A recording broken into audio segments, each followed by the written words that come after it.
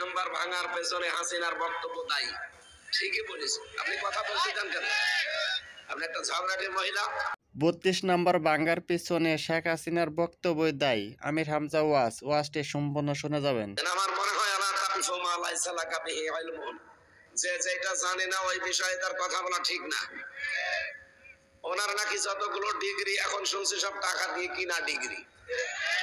এইরকম ডিগ্রি অর্জন করে কথা বলতে গেলে সমস্যা নেই। এই জন্য ওনার কথা বলা ঠিক না।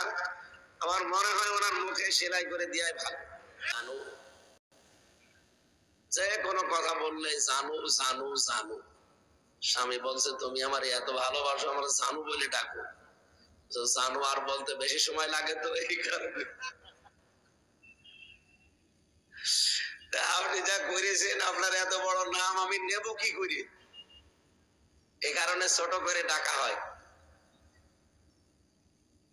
কত রকমের ঘৃণা এক জায়গায় জন্ম হলে পৃথিবীর ইতিহাস পাল্টিয়ে ফেলেছে কালকে মানুষ। এই জন্য এমন কাজ যেন সামনে আর কেউ না করে, এমন কোলাঙ্গার সন্তানও যেন কেউ জন্ম না দেয়। আল্লাহ বলেন আমি ইচ্ছা করলাম অনুগ্রহ করব কাদের উপরে?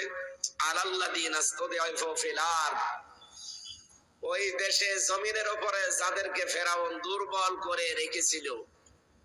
এই 54 বছর একটা মিথ্যা কথা দিয়ে এই দেশের ইসলাম পন্থী যারা, হক পন্থী দল যারা, তাদেরকে মিথ্যা তহমত দিয়ে তকমা লাগিয়ে সারা পৃথিবীর কাছে, এই দেশের মানুষের কাছে কালার করে রেখেছে একটা চেতনার নাম দিয়ে। আপনি বিশ্বাস করেন এইটাই সত্য? এই যে রাজাকার বলেন, আল বদর বলেন, আল শামস বলেন, যা বলে গালি দেওয়া হয়, যাদেরকে দেওয়া হয় মানুষগুলো এখন পৃথিবীতে আর নেই। এখন যদি কাউকে এই নামে গালি দেন, তার বয়সও তো ওই পর্যন্ত ছিল না, আপনি গালি দেবেন কোন কারণে? ভিডিওটি ভালো লাগলে অবশ্যই লাইক কমেন্ট শেয়ার করবেন, চ্যানেলটি সাবস্ক্রাইব করবেন। সুন্দর সুন্দর ভিডিও পেতে আমাদের সাথেই থাকুন। মুক্তিযোদ্ধার সময় তার বয়স ছিল মাত্র 8 বছর। 8 বছরের সময় সে রাজাকার হবে না মুক্তিযোদ্ধা হবে না কি হবে বলেন ভাই? তারা এখন তথ্য দিয়েছে 257টা রাষ্ট্র দুনিয়ায় আছে, সবচাইতে বেশি মিথ্যা তথ্য প্রচার করে ভারত। সুতরাং এই 54 বছর এই মুসলিম দলের উপরে আপনারা যেটা লাগিয়েছিলেন, এটা যে মিথ্যা কথা, এ আর কিছু বলাও লাগবে না। আমির জামাত ডক্টর শফিকুর রহমান হাফিজাহুল্লাহ, তাকে এক সাংবাদিক প্রশ্ন করছে, আপনারা 71 সালে ভূমিকা পালন করেননি কেন? আরে ভাই, আমরা 47-এর বিরোধী যেমন ছিলাম, 71-এরও বিরোধী ছিলাম, কারণ অন্যায় যেখানে আমাদের বিরোধিতা সেখানে। আমি মেজর ডালিম বলছি, এই বইগুলো যেমন এখন প্রকাশ হচ্ছে, চেপে রাখা ইতিহাস, এইটাও প্রকাশ হওয়া দরকার। দেশের বহু মানুষ বুঝবে যে মাজলুম দলের উপরে কত মিথ্যা তথ্য এরা ছড়িয়েছে। ওই সময় পাকিস্তান যে অন্যায় করেছিল, আমাদের অধিকার হরণ করেছিল, জুলুম আরম্ভ করেছিল, ওদের পক্ষে জীবনও আমরা ছিলাম না, ওদের বিপক্ষে ছিলাম। কিন্তু আমরা ওদের পক্ষে না বিপক্ষে থেকে করব কি?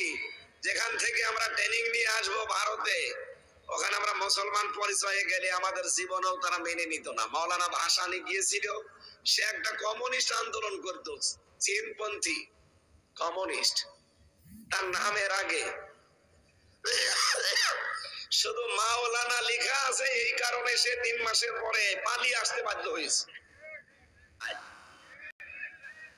এখনো পর্যন্ত পাঠাতো যদি কন্যা থাকতো, কন্যা নেই, এই জন্য পাঠাতে পারছি না। এদেশ থেকে সোনা পাচার হয়, রূপা পাচার হয়, তামা পাচার হয়, স্বর্ণ পাচার হয়, আর ওখান থেকে খালি ডাল আসে আর বাবা আসে। আর গাঁজা, এদেশে গাঁজা এমন পর্যায়ে পৌঁছিয়েছিল, জেলখানায় যে দেখি এক লোক গাঁজার গাছ লাগিয়েছে। জেলার এসে বলছে, আরে শয়তান, তোরে পুলিশে ধরে দিয়েছে গাঁজা খাওয়ার কারণে, তুই জেলের ভেতরে গাঁজার গাছ লাগিয়েছিস, তুই নিয়ে আসলি কি করে বল?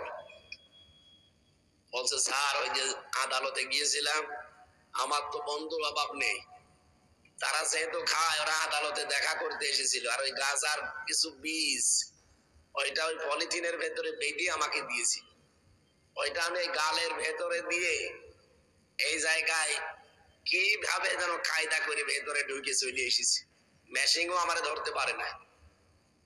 এসে আমি টবের উপরে গাছার গাছ লাগিয়েছিলাম, আজ 2 মাস হয়ে গেল, দেখেন কি সুন্দর গাছ হয়েছে। ওয়াজটি শোনার পরে আপনার মূল্যবান মতামত কমেন্টে বলে যান। আর ভিডিওটি ভালো লাগলে অবশ্যই চ্যানেলটি সাবস্ক্রাইব করবেন। ধন্যবাদ সবাইকে।